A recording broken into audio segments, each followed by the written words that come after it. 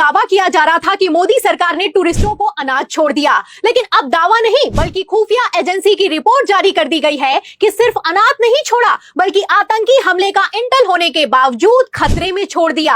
पहलगाम आतंकी हमले के ठीक पहले पुलिस हटाई और तो और तलाशी तक बंद कर दी गई। तो क्या ये सब गृह मंत्री अमित शाह के इशारे पर हुआ? आखिर क्यों गृह मंत्रालय को रिपोर्ट होने के बावजूद सख्त एक्शन नहीं लिया गया? और सबसे बड़ा सवाल, क्या पीएम मोदी ने जिस रिपोर्ट को दबाने और अमित शाह को बचाने के लिए पूरा का पूरा सिस्टम लगा दिया, क्या अब वो खेल पूरी तरीके से एक्सपोज हो चुका है? एक एक सवाल का जवाब आपको बताएंगे। किस रिपोर्ट ने धमाका किया है और अमित शाह इस्तीफा दो ट्रेंड कर रहा है, उस पर भी आएंगे। लेकिन खबर में सबसे पहले आप इंडियन एक्सप्रेस की खबर देखिए, जिसके खुलासे ने तहलका मचा कर रख दिया है। सबसे पहले आप बिग ब्रेकिंग देखिए।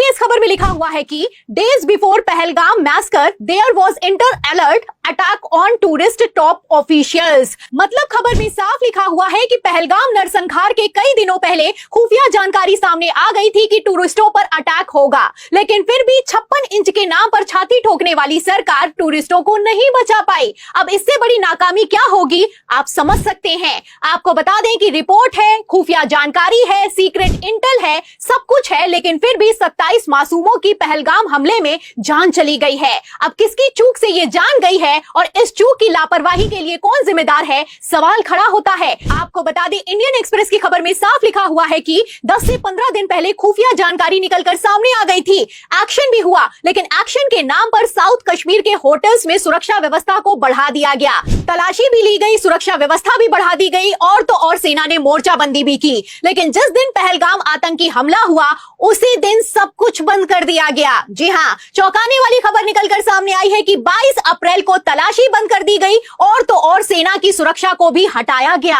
और ये कोई हवाई बात नहीं है, खबर भी मौजूद है। खबर आप देखिए अमर उजाला की, इसमें साफ लिखा हुआ है कि पर्यटकों के निशाने पर होने का खुफिया इनपुट मिला था। हमले से पहले 22 अप्रैल को ही रोकी गई थी तलाशी। तो 22 अप्रैल को तलाशी रोकी गई और 22 अप्रैल को ही पहलगाम में आतंकी हमला हो गया। अब ये तलाशी और एक्शन क्या अमित शाह के कहने पर रोका गया था, सवाल खड़ा होता है। जाहिर है कि गृह मंत्रालय के आदेश पर ही ये सब कुछ होता है, क्योंकि मैं आपको बता दूं कि केंद्र शासित प्रदेश की आर्मी, पुलिस और पूरी की पूरी सिक्योरिटी गृह मंत्री के अंडर काम करती है। और जब इंटेल रिपोर्ट होने के बावजूद 27 मासूमों की जान चली जाती है तो जिम्मेदारी भी गृह मंत्रालय की बन जाती है। तो क्या गृह मंत्री अमित शाह इस जवाबदेही से भाग रहे हैं? क्या इसी खुफिया रिपोर्ट को दबाने के लिए पीएम मोदी सऊदी का अधूरा दौरा छोड़कर भागे भागे भारत वापस लौटे हैं? क्या इसीलिए गृह मंत्री अमित शाह को तुरंत डैमेज कंट्रोल करने के लिए श्रीनगर जाने के आदेश पारित कर दिए गए हैं? तब तो अमित शाह पहुंच गए थे, उसके बाद हाई लेवल मीटिंग भी हुई, लेकिन अभी तक कोई एक्शन निकलकर सामने नहीं आया है।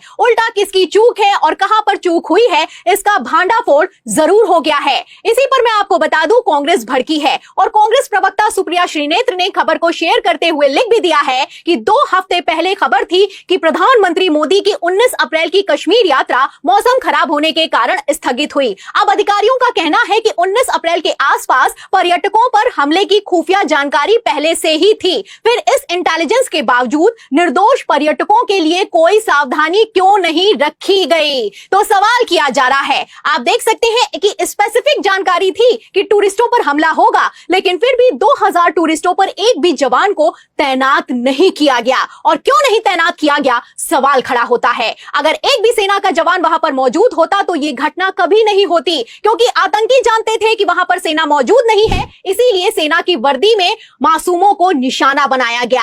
आपको बता दें कि पहलगाम में मौजूद टूरिस्टों को लगा कि ये लोग तो हमारी रक्षा के लिए हैं, लेकिन असल में वो आतंकी निकले। अगर एक भी जवान होता तो असली कौन नकली कौन तुरंत पता चल जाता, लेकिन लापरवाही का नतीजा है कि खुफिया जानकारी होने के बावजूद कड़ी सुरक्षा नहीं रखी गई। सुरक्षा के हवाले से 19 अप्रैल को पीएम मोदी ने तो अपना दौरा कैंसिल कर दिया, लेकिन 22 अप्रैल को मासूम टूरिस्टों को अनाथ छोड़ दिया गया। लेकिन फिर भी बेशर्मी इतनी सवार है कि मानो इन्हें कोई फर्क ही नहीं पड़ता है। आपको बता दें जब से ये खुफिया रिपोर्ट निकलकर सामने आई है, एक तरफ जहां देश जवाब मांग रहा है, वहीं दूसरी तरफ गृह मंत्री अमित शाह तो अपनी चाणक्य नीति भिड़ाने में पहलगाम हमले से पहले गृह मंत्री अमित शाह को खुफिया जानकारी मिला था और उन्होंने कड़ी से कड़ी वहाँ पे सुरक्षा व्यवस्था किया था और चेकिंग व्यवस्था लगाया था। लेकिन जिस दिन ये हमला हुआ उसी दिन सारे मिलिट्री आर्मी सबको हटा दिया गया था और ये जानबूझ के ये हमला करवाया गया है। तो और उन टूरिस्टों को बेसहारा छोड़ दिया, इसीलिए इतने बड़े हंगामा हो गया। वीडियो को ज़्यादा से ज़्यादा शेयर करें ताकि सब लोगों को पता चले बीजेपी के कारनामे।